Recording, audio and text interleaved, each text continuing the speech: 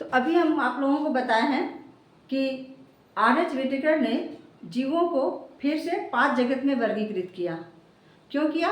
क्योंकि जो द्वीप जगत वाला जो सिद्धांत था वो आपका असफल रहा। जब जीव वैज्ञानिक जो है उनको उनके शरीर के आकार के आधार पे, उनके संरचना के आधार पे, उनके खान पान, उनकी क्रियाओं के आधार पे उनको वर्गीकृत करने लगे तो वो आपका सही नहीं था, वो आपका उपयुक्त मतलब कि पर्याप्त नहीं था। इसलिए 1969 में, कब? 1969 में आर.एच. व्हिटेकर नाम के वैज्ञानिक ने जो है उन्होंने संपूर्ण जगत को 5 वर्गों में बांटा, यानी 5 जगत में बांटा। उसका नाम दिया जगत। 5 जगत में उन्होंने बांटा। वो 5 जगत कौन कौन से हैं आपका? पहला है आपका मोनेरा, दूसरा है आपका प्रोटिस्टा, तीसरा है फंजाई, चौथा है प्लांटी और 5वां है एनिमेलिया। इस 5 जगत के बारे में हम लोग इसका एक एक करके डिटेल से हम लोग स्टडी करेंगे। तो हम लोग सबसे पहले जा रहे हैं पढ़ने के लिए मोनेरा के बारे में। मोनेरा में वो सभी बैक्टीरिया, जिसको हम लोग बोलचाल की भाषा में हम लोग क्या कहते हैं? जीवाणु कहते हैं। ठीक है, जीवाणु को, सारे जीवाणु को रखा गया किसमें? मोनेरा जगत में रखा गया। मोनेरा जगत में किसको रखा गया? सभी बैक्टीरिया को। बैक्टीरिया जो है आपका एक कोशिक जीव है। ठीक है, यानी कि सभी एक कोशिक जीव यानी बैक्टीरिया को हम लोग रखें किसमें? मोनेरा जगत में रखें।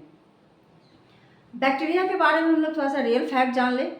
बैक्टीरिया जो है हमारे जीवन में बहुत सारे बीमारियों को उत्पन्न करता है, लेकिन बहुत जगह ये हमारे लिए कभी कभी फ़ायदेमंद भी हो जाता है। जैसे कि लिए आप बता सकते हैं, आप लोग अच्छी तरह से जानते हैं दूध से दही कैसे बनता है? लैक्टोबैसिलस बैक्टीरिया से ही। बहुत सारी दवाइयाँ जो हैं बैक्टीरिया की मदद से ही बनाई जाती हैं।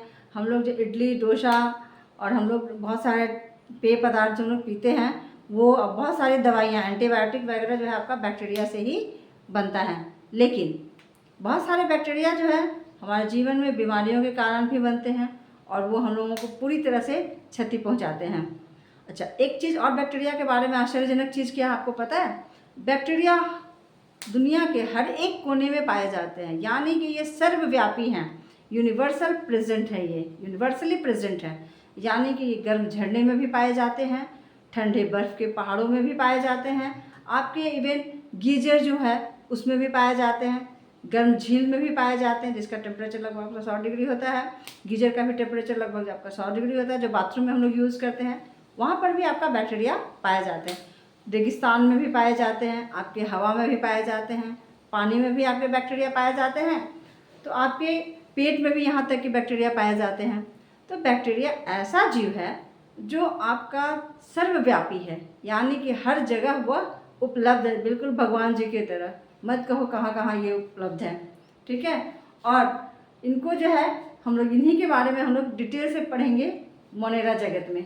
ठीक है, तो बैक्टीरिया को उसके आकार के आधार पर, है ना, उसके आकार के आधार पर, किसके आधार पर?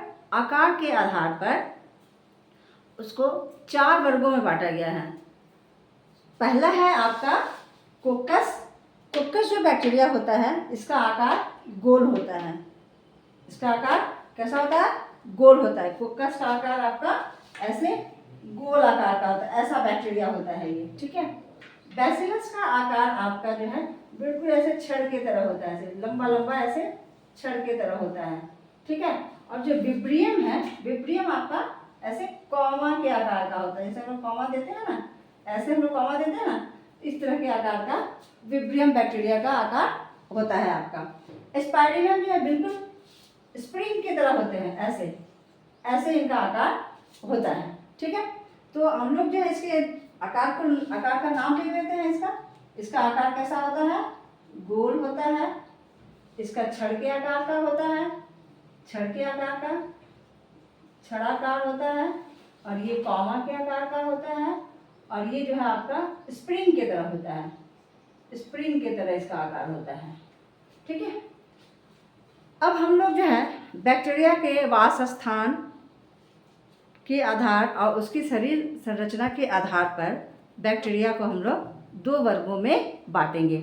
अभी जितना हम लोग पढ़े हैं उस पर हम लोग वस्तुनिष्ठ प्रश्न बता लें, यानी कि ऑब्जेक्टिव क्वेश्चन बना लें। कितना ऑब्जेक्टिव क्वेश्चन बनता है, चलिए हम ऑब्जेक्टिव क्वेश्चन बनाते चलते हैं।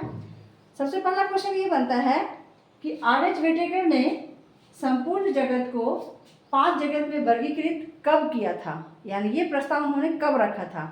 तो 1969 में इन्होंने ये प्रस्ताव रखा था। दूसरा क्वेश्चन ये है कि किस जैव वैज्ञानिक ने पूरे जगत को 5 वर्गों में वर्गीकृत किया था? तो उसका उत्तर क्या होगा आपका? आर.एच. विटेकर। क्या उसका उत्तर होगा? आर.एच. विटेकर ने। ठीक है, अब दूसरा क्वेश्चन है कि वो 5 जगत कौन कौन सा है जिसमें आर.एच. विटेकर ने पूरे संपूर्ण जगत को वर्गीकृत किया था? तो पहला आपका मोनेरा, दूसरा प्रोटिस्टा, तीसरा है फंजाई, चौथा है आपका प्लांटी और पांचवा है आपका एनिमेलिया। ठीक है, अब इसमें जो हम लोग प्लांटी और एनिमेलिया के बारे में हम लोग पूरे पढ़ चुके हैं पिछले ही क्लास में। अब हम लोग जो है इसमें और भी डिटेल में इसके बारे में हम लोग पढ़ेंगे।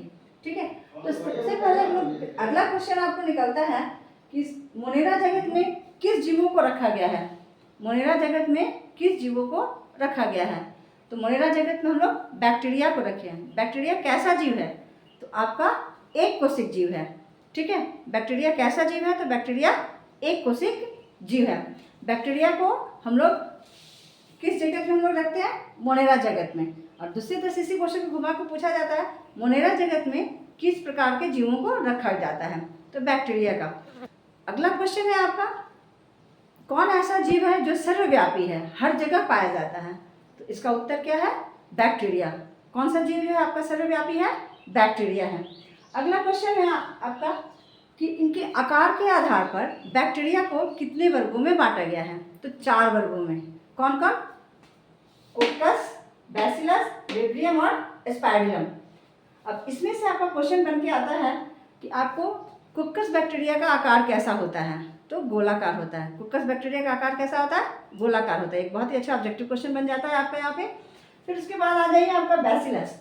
बैसिलस बैक्टीरिया का आकार कैसा होता है? या इस क्वेश्चन को उलट सकते हैं हम लोग, छड़ के आकार की बैक्टीरिया का क्या नाम है?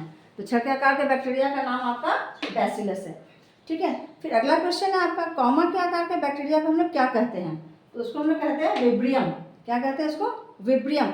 विब्रियम, या क्वेश्चन उल्टा भी पूछा सकता है, विब्रियम बैक्टीरिया का आकार कैसा होता है? उसके बाद फाइनल क्वेश्चन है जो लास्ट है आपका, स्पाइरलम बैक्टीरिया का आकार कैसा होता है? तो उसका आकार स्प्रिंग के जैसा होता है। ऐसे ऐसे जो स्प्रिंग होता है, आप लोग स्प्रिंग देखे ही होंगे, इसका बहुत यूज़ है हमारे लाइफ में।